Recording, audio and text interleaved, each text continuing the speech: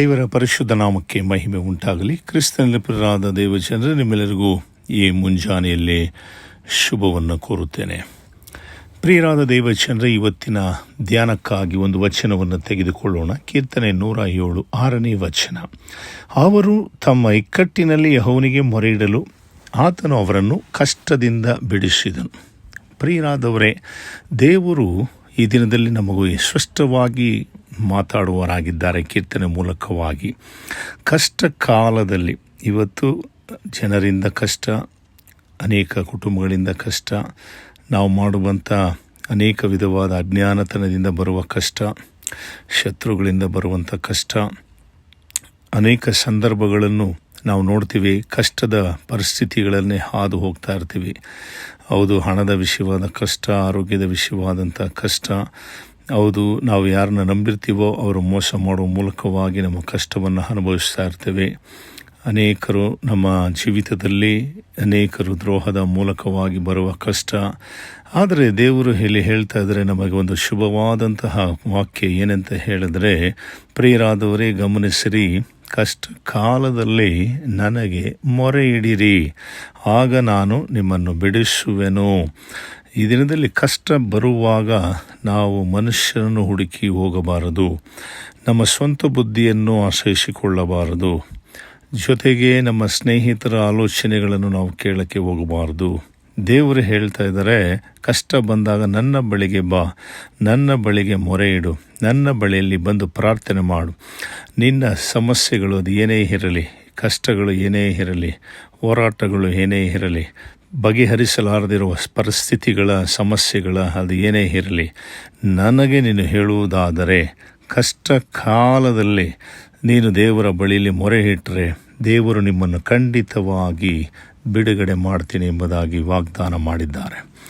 ಅದಕ್ಕಾಗಿ ಕೀರ್ತನೆ 34:6 ಕಷ್ಟದಲ್ಲಿದ್ದ ಮನುಷ್ಯನು ಮೊರೆ ಇಡಲು ಯೆಹೋವನ ಕೇಳಿ ಎಲ್ಲ ಬಾಧೆಗಳಿಂದ ಬಿಡಿಸುತ್ತಾರೆ.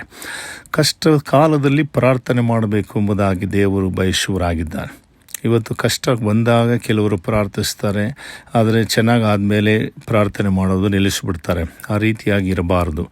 ನಾವು ಕಷ್ಟ ಇದ್ದರೂ ಕಷ್ಟ ಇಲ್ಲದೆ ಹೋದರೂ ನಮ್ಮ ಜೀವಿತದಲ್ಲಿ 2 ವಿಷಯವನ್ನು ಮುಖ್ಯವಾಗಿ ತಿಳ್ಕೋಬೇಕಾಗಿದೆ. ಪ್ರಿಯರಾದವರೇ, ಕಷ್ಟ ಬಂದರೂ ಪ್ರಾರ್ಥನೆ ಮಾಡೋದು ಒಂದು ರೀತಿಯಾದ ಜನ ಇದ್ದಾರೆ, ಕಷ್ಟನೇ ಬರೋಕ್ಕೆ ಮುಂಚಿತವಾಗಲೇ ಪ್ರಾರ್ಥನೆ ಮಾಡೋದು ಇನ್ನೊಂದು ರೀತಿಯಾದ ಜನ ಇದ್ದಾರೆ. ಆದರೆ ಹೆಚ್ಚಿನ ಜನರು ನಾವು ನೋಡ್ತೇವೆ, ಕಷ್ಟ ಬಂದಾಗ ಪ್ರಾರ್ಥಿಸುವವರೇ ಅಧಿಕವಾಗಿದ್ದಾರೆ. ಅದಕ್ಕೆ ದೇವರು ಇಲ್ಲಿ ಈ ವಾಕ್ಯದ ಮೂಲಕವಾಗಿ ನಮಗೆ ಹೇಳ್ತಾ ಇದ್ದಾರೆ. ಆದ್ದರಿಂದ ದೇವರು ನಮಗೆ ಕಲಿಸಿಕೊಡುವಂಥ ಇನ್ನೊಂದು ವಚನವನ್ನು ನಾವು ನೋಡುವಾಗ ಕೀರ್ತನೆ 34:17 ಯೆಹೋವ ನೀತಿವಂತರ ಕೂಗನ್ನು ಕೇಳಿ ಎಲ್ಲ ಕಷ್ಟಗಳಿಂದ ಅವರನ್ನು ಬಿಡಿಸುತ್ತಾರೆ. ಪ್ರಿಯರಾದವರೇ, ನೀವು ನೀತಿವಂತರಂದರೆ ದೇವರಲ್ಲಿ ನಂಬಿಕೆ ಇಡುವಂಥವರಿಗೆ ಖಂಡಿತವಾಗಿ ಅವರು ಮೊರೆ ಇಡುವಾಗ ಅವರನ್ನು ಬಿಡುಗಡೆ ಮಾಡ್ತೀನಿ ಅಂತ ದೇವರು ವಾಗ್ದಾನ ಮಾಡಿದ್ದಾರೆ.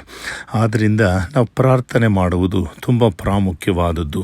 ದಾನಿಯೇಲನು ದಿನಕ್ಕೆ 3 ಆವರ್ತಿ ಪ್ರಾರ್ಥನೆ ಮಾಡಿದಾಗ ಅವನ ಜೀವಿತದಲ್ಲಿ ಅದು ರೂಢಿಯಾಗಿತ್ತು, ಜೊತೆಗೆ ಅದು ಕ್ರಮಬದ್ಧದ ಶಿಸ್ತಾಗಿತ್ತು. ನಮ್ಮ ಜೀವಿತದಲ್ಲಿ ನಾವು ಕಷ್ಟ ಬಂದಾಗ ಪ್ರಾರ್ಥಿಸ್ತೀವಿ, ಚೆನ್ನಾಗಾದಾಗ ಪ್ರಾರ್ಥನೆಗೆ ಸಮಯ ಇಲ್ಲ, ಕೆಲಸಕ್ಕೆ ಹೋಗಬೇಕು, ಅನೇಕ ವಿಧವಾದಂತಹ ಒಂದು ಬಿಸ್ನೆಸ್ ನಾವು ಮಾಡ್ತೀವಿ ಅಂಥೇಳಿ ಈ ರೀತಿಯಾದಂಥ ಪರಿಸ್ಥಿತಿಯಲ್ಲಿ ನೀವು ಹಾದು ಹೋಗ್ತಾ ಇರ್ಬೋದು. ಆದರೆ ದಾನಿಯೇಲನಿಗೆ ಪ್ರತಿ ದಿನ 3 ಹೊತ್ತು ಮುಂಜಾನೆ, ಮಧ್ಯಾಹ್ನ, ಸಂಜೆ ಪ್ರಾರ್ಥನೆ ಮಾಡ್ತಾ ಇದ್ದಾಗಲೂ ಅವನಿಗೆ ಒಂದು ಶೋಧನೆ ಬಂತು. ಅವನಿಗೆ ಪ್ರಾರ್ಥನೆ ಮಾಡಬಾರದು 1 ತಿಂಗಳಂತ ಹೇಳಿ ಅಲ್ಲಿರುವ ರಾಜ ಹೇಳ್ತಾನೆ. ಆದರೆ ಆತನು ಮತ್ತೆ ಪ್ರಾರ್ಥನೆ ಮಾಡ್ತಾನೆ. ಆ ಪ್ರಾರ್ಥನೆ ಮಾಡುವಂಥ ಶಕ್ತಿ ಎಷ್ಟು ದೊಡ್ಡದಾಗಿದೆ ಅಂದರೆ, ಅವನನ್ನು ತೆಗೆದುಕೊಂಡು ಹೋಗಿ ಹೊಟ್ಟೆ ಕಿಚ್ಚಿನಿಂದ ಕೆಲವರೆಲ್ಲ ಏನು ಮಾಡಿ ಅವನ ಮೇಲೆ ದೂರನ್ನು ಹಾಕಿ ಸಿಂಹದ ಗವಿಯಲ್ಲಿ ಹಾಕಿದ್ರು.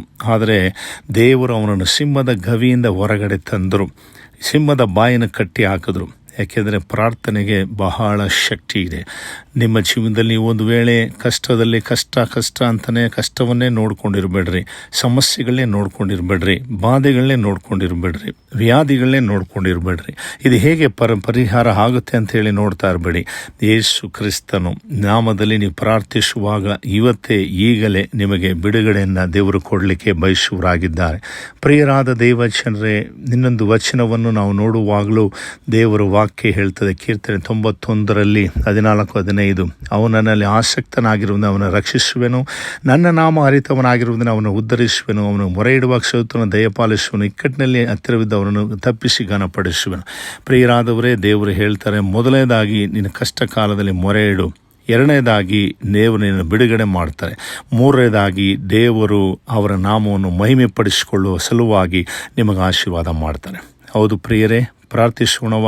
ಪ್ರೀತಿಯುಳ್ಳ ದೇವರೇ, ಈ ವಾಕ್ಯದಕ್ಕಾಗಿ ಸ್ತೋತ್ರ. ಈ ವಾಕ್ಯವನ್ನು ಕೇಳಿದ ಪ್ರತಿಯೊಬ್ಬರ ಜೀವನದಲ್ಲಿ ಆಶೀರ್ವಾದ ಮಾಡು. ಕಷ್ಟದಲ್ಲಿರುವಂಥವ್ರನ್ನೆಲ್ಲ ಈಗಲೇ ಬಿಡುಗಡೆ ಮಾಡು. ಸಮಸ್ಯೆಯಲ್ಲಿರುವಂಥವ್ರನ್ನ ಬಿಡುಗಡೆ ಮಾಡಿ ಕಾಪಾಡು. ದೇವರ ಕೃಪೆ, ದೇವರ ದಯೆ, ದೇವರ ಸಮಾಧಾನ ಎಲ್ಲರಿಗೂ ಉಂಟಾಗಲಿ. ಒಡೆಯನಾದ ಯೇಸುವಿನ ಹೆಸರಲ್ಲಿ ಪ್ರಾರ್ಥಿಸುತ್ತೇವೆ ತಂದೆಯೇ, ಆಮೇನ್.